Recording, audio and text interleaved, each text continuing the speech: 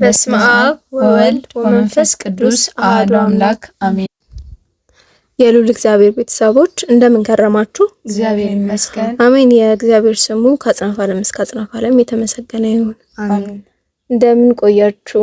እግዚአብሔር ይመስገን። አድማጮቻችንም በነበራቸው የጠፋንባቸው ጊዜ ላይ ጥሩ ጊዜ እንደነበራቸው ተስፋ እናደርጋለን። ያው ናፍቀናቸዋል ብዬ ተስፋለሁ። እየጠፋን በጣም ያው እንግዲህ የህይወት ግዳጇ ሆኖ ነው የመጥፋታችን ምክንያት እንጂ ወደን አይደለም። ያው ብዙ ጊዜ ተናግረናል አይደል? እስከዛሬ በነበሩት ቪዲዮዎች ላይ ለምዱታል። እንግዲህ ከዚህ በኋላ መጥፋታችን አይቀርም ነው። ምንም ልናስተካክል አልቻልንም። እንግዲህ እንሞክራለን ለዓለም ሰፊ ጊዜ ለዓለም ወሰድ።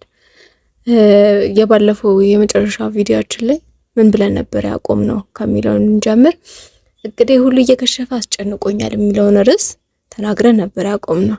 ስለዚህ ዛሬ የሚኖረን ቆይታ የሚሆነው በዚህ ጉዳይ ነው እና ሰፋ ያለ ቆይታ ይኖረናል። እንዲሁም እስከ መጨረሻው ድረስ ይህን ቪዲዮ ብትከታተሉት ለእናንተ የሚሆን በተለይ ደግሞ አብዛኞቻችን ሰዎች ችግር ነው ብለን የምናስበው ነው። እቅድ እናቅዳለን፣ አይሳካልንም። አመት በመጣ ቁጥር እናቅዳለን እና ደግሞ አዲስ እንግዳ ይዘመተናል። ማናቸው የሚለውን ነገር ቪዲዮውን እስከ መጨረሻ ድረስ ከተከታተላችሁ የምታገኙት ይሆናል። ጥያቄውን ደግሞ እንመልከት። እቅዴ ሁሉ እየከሸፈ አስጨንቆኛል። የሰንበት ትምህርት ቤት ተማሪ ነኝ። የምኖረውም ከቤተሰቦቼ ጋር ነው። እግዚአብሔር እንደፈቀደልኝ በቤተ ክርስቲያን እየኖርኩ ቢሆንም የማቅደው እቅድ ሁሉ ተፈጻሚነት እያጣ ተቸግሬያለሁ። የማስበው ሁሉ ያለ መፈጸሙ ደግሞ ያስጨንቀኛል። በጣም ትንሽ ከሚባለው ትልቅ እስከሚባለው የማቅደው ስለማይዘልቅልኝ አንድም ቀን ደስተኛ ሆኜ አላውቅም። ይህንን ችግሬን ቤተሰቦቼ ሊረዱኝ አልቻሉም። በተለይ በጀመርነው አመት ያቀድኩት ሁሉ ገና ከጅማሬው በጭንቀት እየተበላሸብኝ ነው። መጽሐፍ ቅዱስ ስለምንም ነገር አትጨነቁ ማለቱ ደግሞ ከኔ ሁኔታ ጋር እየተጋጨ የባሰ ያስጨንቀኛል። እባካችሁ ልጠፋ ያልኩ በግነኝና ከበረቱ ሳልወጣ መፍትሄውን ጠቆሙኝ ይላል ጥያቄው። እሺ፣ ስለ እቅድ ብዙ ጊዜ ሲወራ እኛም የሚቸግረን ነገር ነው። አዲስ አመት ሲመጣ እንዴት ነው ይታቀዳል? ልክ እንቁጣጣሽ እንደምንጠብቅ አዲስ አመት ከመጣ ብቻ ሳይሆን በሴሚስተር ስራው ተማሪ ከፋይናል በኋላ ሁሌ ቀጣይ ሴሚስተር ላይ በየቀኑና ብቻ ብዙ ቅድ ነው የምናቀደው፣ ግን ተመሳሳይ ነው ሁሉም የሚሆነው። እኛ ያለፈን እዚህ ጋር መጨነቁ አይመስላችሁ? ብዙ ጊዜ እኛም እቅዳችን አይሳካልንም፣ ግን ያው ባይሳካም ሌላ እቅድ እናቅዳለን እንጂ ጭንቀቱ ብዙም አይሰማንም። እና ያው ስለ እቅድ ስናነሳ መጀመሪያ ማሰብ ያለብን ነገር እቅዳችን ውጤቱ ወይም ደግሞ ፍሬው ምንድነው የሚለውን ነገር ማሰብ አለብን። እና ደግሞ መንፈሳዊ እቅድም ይሁን ዓለማዊ እቅድ ስናቅድ ውጤቱ የሚለካው በሰማይ ባለው ውጤት ነው። እና ይህንን ታሳቢ አድርገን ስናቅድ ሁሌም ማሰብ ያለብን ነገር ነው። እና እንዴት ነው ብትሉኝ አሁን የሆነ ስራ ልንሰራ ስናስብ የሚያስገኝልን ነገር አለ በምድር ላይ፣ ግን ያ ምድር ላይ የምናገኘው ነገር በሰማይ ላይ ጥሩ ዋጋ የሚያሰጠን ካልሆነ፣ ዋጋ የሚያስከፍል ነገር ከሆነ እቅዱ ከጅምሩ ቢቀር ይሻላል። እና እቅድ ለማቀድ ስንነሳ መጀመሪያ ላይ እቅድ የሚለካው ውጤቱ በሰማይ ባለው ውጤት እንደሆነ ልናስበው ይገባል። ስለ እቅድ ዙሪያ ላይ ሲነሳ የአብዛኞቻችን እቅድ መች ነው የሚታቀደው ከሚለው እንጀምር። አብዛኞቻችን የምናቀደው አዲስ ነገር በመጣ ቁጥር ነው አይደል? ለምሳሌ አዲስ አመት ሲመጣ፣ እንደ ተማሪ ከሆነ ደግሞ አዲስ ሴሚስተር ሲመጣ፣ ሰራተኛም ሲሆን ደግሞ ወይ ከእረፍት በኋላ ሲመለሱ ምናምን ነገር ነው እቅድ የሚወጣው። ለምንድን ነው እቅዳችንን ካለንበት ሁኔታ ላይ ተነስተን ለማቀድ ያልቻልነው የሚለውን ደግሞ ስናይ አዳዲስ ነገሮች ሲመጡ አዲስ ነገር ይፈጠራል የሚለው እምነት ስላለን ይመስለኛል። አዲስ ነገር ሲመጣ በቃ በዚህ ባለው ነገር አዲስ ስለሆነ በአዲስ ጉልበት፣ በአዲስ መንፈስ፣ በአዲስ ሁኔታዎች በሚለው ሐሳብ ተነሳስተን እቅድ እናወጣለን። ግን እቅዳችን እንደዛ መሆን ያለበት አይመስለኝም። ያው ለራሴም ጭምር ስለሆነ ማለት ብዙ ጊዜ አቅጄ አውቃለሁ፣ ከሆነ ጊዜ በኋላ ግን በቃ አላ እቅዱን ትቼው ዝም ብዬ ብኖርስ የሚለው ሀሳብ ይመጣል። አለመሳካቱን ስናይ ግን ከምን ተነስተን ነው ማቀድ ያለብንስ ወደ ምንስ ነው እቅዳችን ይዞን መጓዝ ያለበት የሚለውንም ማሰቡ ተገቢ ነው ብዬ አስባለሁ። የሆነ አባባል አለ፣ ሰው ያቅዳል እግዚአብሔር ይፈጽማል ነው። አዎ እግዚአብሔር ይፈጽማል፣ ይሄ እውነት ነው፣ በምንም ሊካድ የማይገባም ነገር ነው። ግን እቅዳችን ተፈጻሚነት የሚኖረው እቅድ ደግሞ መሆን ያለበት ከተግባራችን ላይ በረከት ሲጨመርበት እንጂ አቅደሽ ቁጭ ስላልሽ ብቻ እግዚአብሔር ሁሉ ነገር ያደርግልኛል ማለት እግዚአብሔር የሰነፎች አምላክ አይደለም። እና መስራት ተገቢ ነው እቅዳችንን። እና ደግሞ ተፈጻሚነት ያላችሁ ይሄ ምንድነው ላማለኝ በሰማይ ወተቷንም ላይ አይነት የሆነ እቅድም ማቀድ የለብንም። ከመሬት ተነስተን አቅማችንን አውቀን ነው ማቀድ ያለብን። አንዳንድ ጊዜ ምንድነው ማናረጋቸውን በቃ ለማይፈጸሙ አይነት እቅዶች እናቀድና ወይ እቅዴ እኮ ከሸፈብኝ የማይሆን ነገር ነው ምናምን ነገር ብሎ ማሰቡም ተገቢ አይደለም። ሌላኛው ደግሞ ምንድነው ያቀድነውን እቅድ ለመፈጸም በምናደርጋቸው ጉዞዎች ውስጥ ለሚመጡብን ምንድነው ችግሮችም ሊሆኑ ይችላሉ ነገሮች ተዘጋጅተን መጠበቅ፣ ራሳችንን ማዘጋጀት። ምክንያቱም ዝም ብሎ ማቀዱን ብቻ ተገቢ አይደለም። እንቅፋት አንድ ሰው መንገድ ላይ እየሄደ እንቅፋት ይመታኛል ብሎ አይደለም የሚሄደው። ግን ድንገት እንኳን እንቅፋት ቢመታው ምንድነው የሚያደርገው? ከዛ በኋላ መንገድ መሬቱን እያየ በስነ ስርዓት መሄድ ይጀምራል። የሚመጡት ችግሮች ያንን ነገር እንዴት እስከ መጨረሻው ድረስ ታግለን ማዝለቅ እንችላለን የሚለውን ነገር ለመፈተሽ ታስቦ ነው። ግን የኛ ዝግጁነት ከሌለበት እቅዳችን ሁሌም እንዲከሽፍ ነው የሚያደርገው ማለት ነው። ስለዚህ እቅዳችንን በምናቀርብበት ጊዜ እነዚህ ነገሮች ታሳቢ አድርገን ብናቀር መልካም ነው። ያው በመንፈሳዊም ደረጃ ያገዘናል። አንድ ሰው ንስሐ ገባለሁ ብሎ አስቦ ከነበረ ንስሐ ለመግባት የሚያስፈልጉትን መንገዶች ማዘጋጀት አለበት። ከዛ በኋላ ንስሐ እንዳይገባ የሚያደርጉት ነገሮች ሊመጡ ይችላሉ። ለምሳሌ እነዛኞቹ ነገሮች መጋፈጥ አለበት። ከሻሸማ ድጋሚ ወደ ኋላ እየተመለሰ ነው። እንግዲህ ያልተሳካ ማለት አይችልም። በቃ መጋፈጥ ያለብን ነገሮች ማስቀመጥ አለብን። ከዛ በኋላ ቀስ በቀስ ነው ሁኔታዎች እየተስተካከሉ የሚመጡት። ስለዚህ እቅዳችንን ስናቅድ ምን አይነት እቅድ መሆን አለበት፣ እስከ መች ድረስ ምንም ነገር ቢኖር እጋፈጣለሁ የሚለውን ነገር አስበን ነው ማቀድ ያለብን። ዝም ብሎ እቅድ አለኝ የሚል አይነት እቅድ ግን ተገቢ አይደለም የሚለውን ሀሳብ መስጠት ፈልጋለሁ። ለሀሳቢ መቋጫ ይሆን ዘንድ የያዕቆብ መልእክት ምዕራፍ 4 ከቁጥር 15 ያለውን ጥቅስ ላንብብላችሁ። ጌታ ቢፈቅድ ይህን ወይም ያንን እናደርጋለን ማለት ይገባቸዋል ይላል እና ይህን መሰል ሀሳቢ ቃሉ ተሰማልን። እግዚአብሔር አክብርልን ሁለታችሁን። እኔ ለመደምደም ልሞክር። መነሳት የምፈልገው አብዛኛው ጊዜ እቅድ በኦርቶዶክስ የሚቻል የማይመስለው ሰው አለ። ለነገ ነገ የሚጨነቃል። አስቀድማችሁ የእግዚአብሔር መንግስት ሽቱ፣ ሌላው ይከወንላችኋል።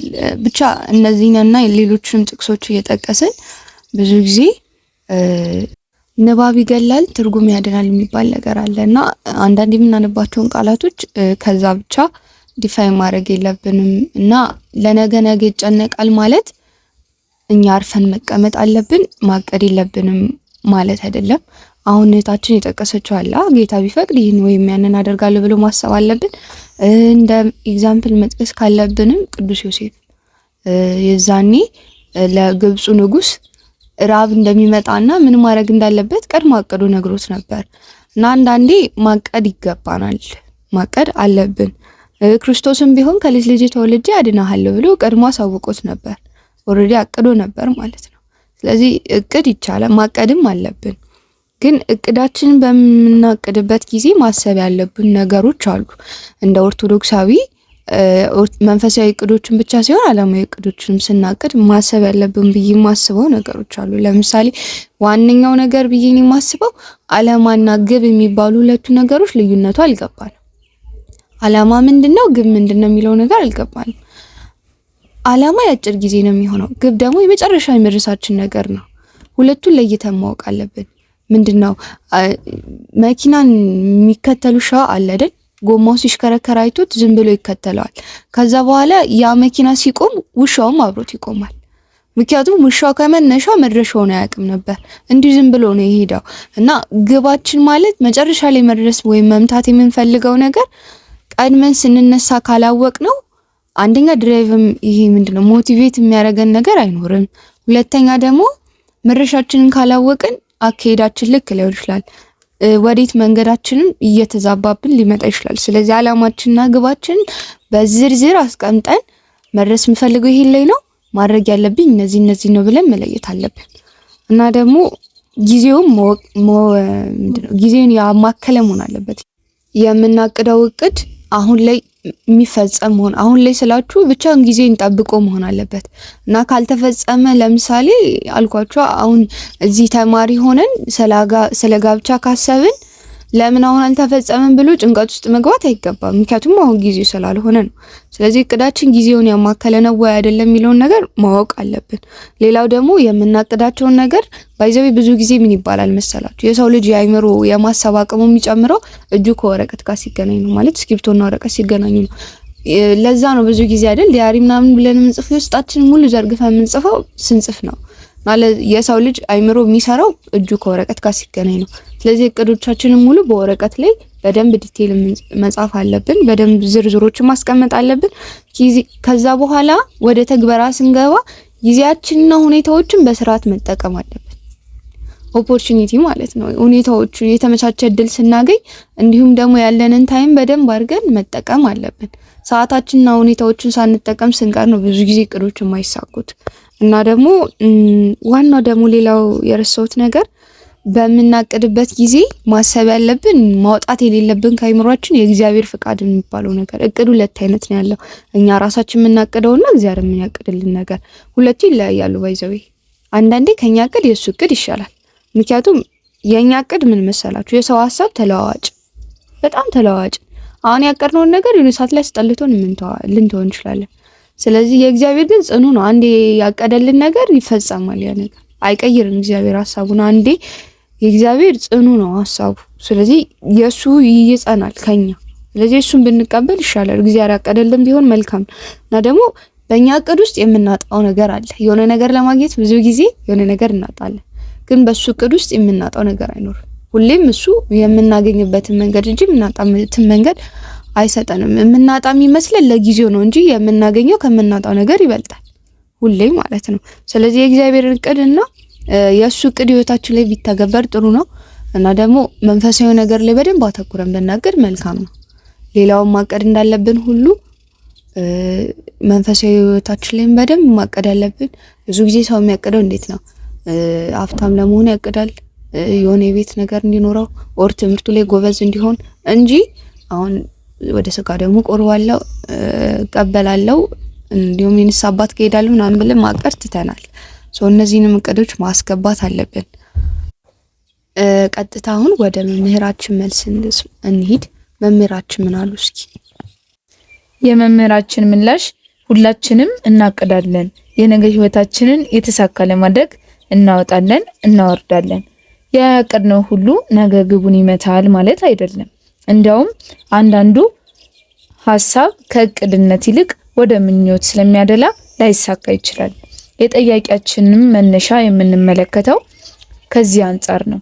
እቅዶችሽ ትክክል መሆን አለመሆናቸውን ትመዝኝበት ዘንድ የሚከተሉትን ነጥቦች ተመልከቺ። አንደኛ፣ አቅምን አውቆ ማቀድ። የምታቅጂው ማንኛውም እቅድ ሁሉ ሐሳቡ ካለሽ አቅም ጋር የተገናዘበ መሆን አለበት። በቤተሰብ ትከሻ ላይ ሆነሽ የራስሽ ቤት፣ መኪና፣ የቤት ዕቃ ይኑረኝ ብለሽ ብታቅጂና ባይሳካ ማማረር ያለብሽ ከአቅም በላይ የሆነውን እቅድሽን ብቻ ነው። ስለዚህ የምታቅጂ ሁሉ ከአቅም ጋር መሄድ አለመሄዱን አረጋግጪ። ሁለተኛ፣ ጊዜው መሆን አለመሆኑን ማረጋገጥ። ማንኛውም ሐሳብ ተፈጻሚነት የሚኖረው ጊዜውን የጠበቀ ወቅቱን ያወቀ ሲሆን ነው። እቅዱ መልካም ቢሆንም እንኳን ከጊዜው ቀድሞ የመጣ ከሆነ ላይሳካ ይችላል። የ15 ዓመት ወጣት ልጅ አግብቼ ቤት ገዝቼ እኖራለሁ ብሎ ያለ እድሜውና ምንም ነገር ሳይኖረው ቢነሳ አለመሳካቱ ይታወቃል። ምክንያቱም ልጁ ለትዳር አልደረሰምና። ማግባት በራሱ ግን ስህተት የለበትም።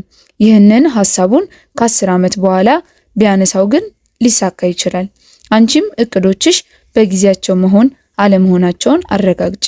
ሶስተኛው አካባቢው ለእቅድሽ መሳካት ይረዳል አይረዳም የሚለውን አረጋግጪ። በአውሮፓ ያለ ወጣትና በኢትዮጵያ ያለ ወጣት፣ በገጠር ያለውና በከተማ የሚገኘው በቦታው መለያየት የእቅዱም ተፈጻሚነት ሊለያይ ይችላል።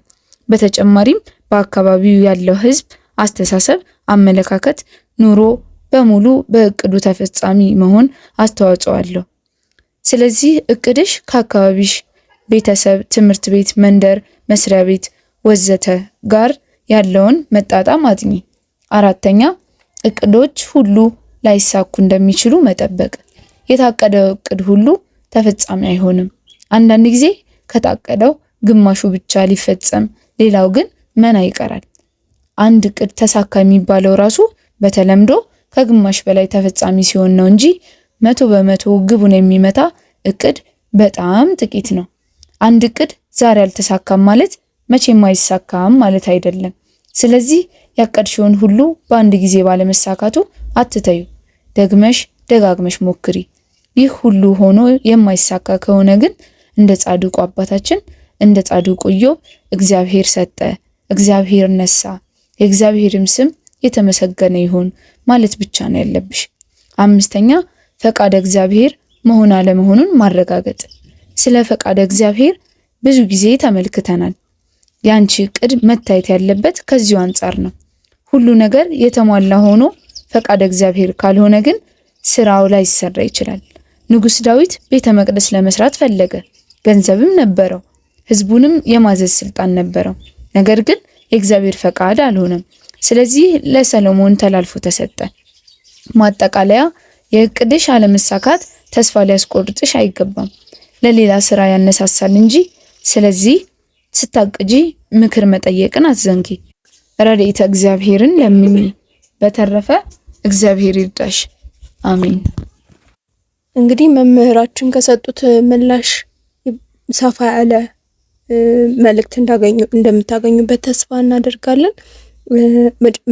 በቪዲዮ መጀመሪያ ላይ ተናግሬ ነበረ ዛሬ ልዩ እንግዳ ጋብዘናል ብዬ።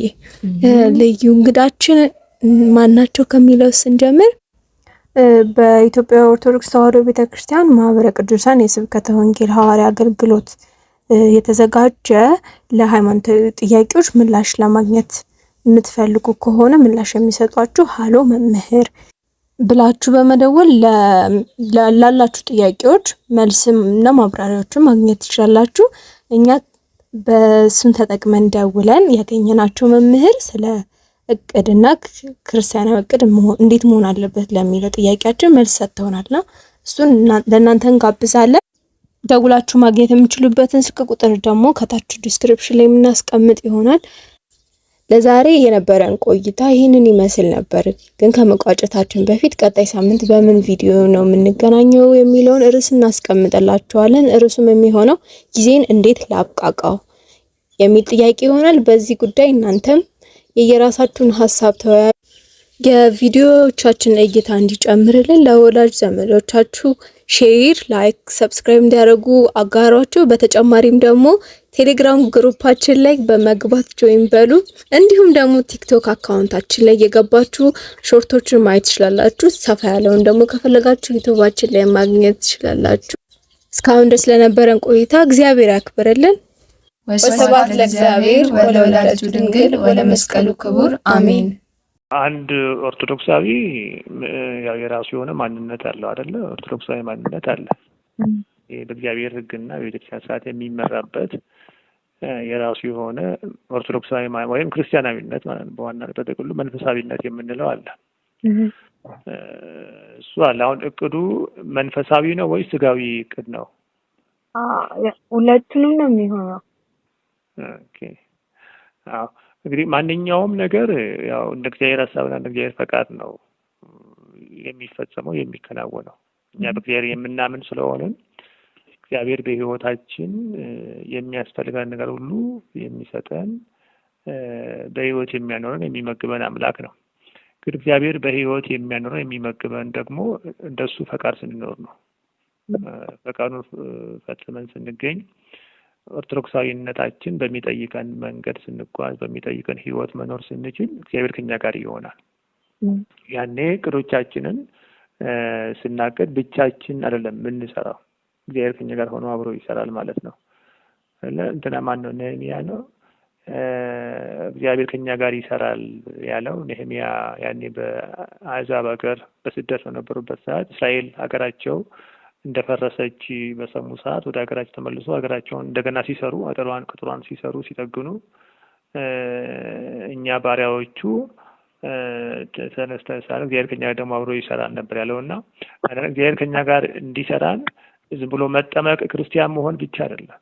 ተጠምቆ ክርስትና በሚፈልገው መንገድ በሚፈልገው ህይወት መኖር ያስፈልጋል። መጀመሪያ እግዚአብሔር የሚያስፈልገውን ነገር ለማግኘት። ስለዚህ እቅዳችንን ስናቅድ መጀመሪያ የሚያስፈልገው ምንድነው? ሃይማኖት ያስፈልገናል። በሃይማኖት መኖር፣ የሃይማኖት ህጉና ትእዛዙ የሚጠይቀውን ነገር እነዚያ ነገሮች እየፈጸሙ መኖር፣ በዚያ ውስጥ እየኖሩ ነው ማቀድም ያለብን። ያኔ እንደዚያ ሆነን ስናቅድ እግዚአብሔር በእቅዳችን መካከል እኛን እያገዘን እቅዳችን እየተሳካ እንዲሆን ያገዘናል። ለምሳሌ አንድ ሰው ንስሐ ለመግባት ቢያስብ ንስሐ ለመግባት መቼም ቀጠሮ አያስፈልገውም አይደለ? በዚህ ጊዜ አሁን ቀጠሮ የሚያስፈልጋቸውና የማያስፈልጋቸው ጉዳዮች አሉ። ለምን መጽሐፍ ቅዱስ የሚለው የመዳን ቀን ከመዳን ጋር ከሃይማኖት ጋር ተያይዞ የመዳን ቀን ዛሬ ነው ስለሚል ዛሬውኑ መዳን አለብን፣ መቼ እንደምንሞት ስለማናውቅ ማለት ነው። ስለዚህ በመንፈሳዊ ህይወት ንስሐ ለመግባት በዚህ ጊዜ ትምህርቴን ጨርሼ ትዳር ይዤ ወይም በዚህ እድሜ አይባልም። በቃ በማንኛውም ሰዓት አንድ ሰው ንስሐ መግባት አለበት። ቅዱስ ሥጋውንና ክቡር ደሙን እየተቀበለ በክርስትና መኖር አለበት። እነዚህን ነገሮች እየፈጸምን በሃይማኖት እየኖርን ነው ለስጋዊ ነገሮቻችን ደግሞ የሚያስፈልጉ ነገሮችን ማቀድ ያለብን። አንዳንዴ ቤተክርስቲያን ብቻ በመሄዳችን በመመላለሳችን ጉዞ በመሄዳችን አይደለም። ከዚያ በፊት እግዚአብሔር ከኛ የሚፈልገው ነገር አለ አይደለ? የእኛን ንጽህና የእኛን ሰውነት ይፈልጋል። ይሄ የእኛ ሰውነት እግዚአብሔር ማደሪያ የእግዚአብሔር ቤተ መቅደስ ስለሆነ በዚህ ቤተ መቅደስ እግዚአብሔር እንዲያድር መፍቀድ አለብን። ምን ማለት ነው? ንስሐ ገብተን ይህንን ሰውነታችን ንጹህ ማድረግ ለእግዚአብሔር ዝግጁ ማድረግ ያስፈልጋል። እግዚአብሔር በጸጋና በረድኤት ከኛ ጋር እንዲሆን ማለት ነው። ያን እግዚአብሔር ከኛ ጋር ሲሆን ቅድም እንዳልኩት ደግሞ በንስሐ ህይወት ጸንተን በቤተክርስቲያን እየተመላለስን እየኖርን በዚያ መልኩ የምናቀር ከሆነ ስጋዊ ነገሮቻችን ሁሉ የተሳኩ ይሆናሉ። የሚያስፈልጋችሁን ነገር ሁሉ እኔ አድርግላችኋለሁ ያለው አምላካችን እኛ ደግሞ እሱ የሚፈልገውን ነገር አድርገን ስንገኝ ነውና እኛም በህጉና በትእዛዙ እየኖርን ማቀድ ስናቅድ ደግሞ እግዚአብሔር እንደሚያደርግልን እያመን በተስፋ መሆን አለበት። እምነትም ያስፈልጋል። እግዚአብሔር ይሄን ነገር ያደርግልኛል ያከናውንኛል ብለን በዚያ ልክ ከኛ የሚፈልገውን ነገር ማሟላት ከእግዚአብሔር ደግሞ የሚፈልገውን ነገር መጠየቅ ያስፈልጋል። ከኛ የሚፈልገውን ሳናሟላ ብዙውን ጊዜ እንደዛ ሆነን ስለምንጠይቅ ነው በህይወታችን ያቀድነው ነገር ሁሉ አልሳካ የሚለን። ከእግዚአብሔር ከኛ የሚፈልገውን ነገር ምንድነው? ሃይማኖት ነው፣ ንጽህና ነው፣ ቅድስና ነው፣ እንደ ህጉ እንደ ትእዛዙ መኖር ነው። ከዚያ ደግሞ ድርሻም አለን እኛ ማለት ለምሳሌ የሰማይ ወፎችን ተመልከቱ፣ አያጭዱም፣ ወደ ጎተራ አይከቱም ይላል፣ ግን አይበሩም አይልም። የሰማይ ወፎች ባይቆፍሩም ባይዘሩም ወደ ጎተራ ባይከቱም ግን ወደ ጎተራ የገባውና የተዘራው ለመብላት ግን ይበራሉ። ይሄ ስራቸው ነው፣ በቃ በተፈጥሮ የተሰጣቸው ነው። የሰው ልጅም ድርሻ አለው። ከሱ የሚያስፈልገውን ነገር መስራት አለበት፣ መማር አለበት፣ መስራት ያለበትን ነገር ሁሉ ማድረግ አለበት። ቁጭ ብሎ ከሰማይ መና አይወርድም። እሱንም ታሳቢ ማድረግ ያስፈልጋል። ይሄ ሃይማኖቱ እንዳለ ሆኖ ከኛ የሚያስፈልገውን ነገር እያደረግን ደግሞ እግዚአብሔር ደግሞ በጸሎት አስፈላጊውን እገዛ እንዲያደርግልን እየጠየቅን የምናቅዳቸውን ነገሮች ሁሉ እግዚአብሔር ያሳካልናል። ደግሞ ስናቅድም ከአቅማችን በላይ መሆንም የለበትም። አንዳንዴ የሚያስፈልገንን ነገር በዚያ ልክ በአቅማችን ልክ ማቀድ ያስፈልጋል። ከዚያ ደግሞ እግዚአብሔር ደግሞ የሚበልጠውን ነገር ደግሞ ሊሰጠንም ስለሚችል ከኛ የሚያስፈልገው ነገር በአቅማችን በጉልበታችን ለኛ የሚያስፈልገውን ነገር አቅደን እግዚአብሔርም እንዲያግዘን በዚያ መልኩ እየጠየቅን በሃይማኖት እየጸናን ብናቅድ እግዚአብሔር ደግሞ በህይወታችን ያለውን ነገር ሁሉ ያሳካልናል።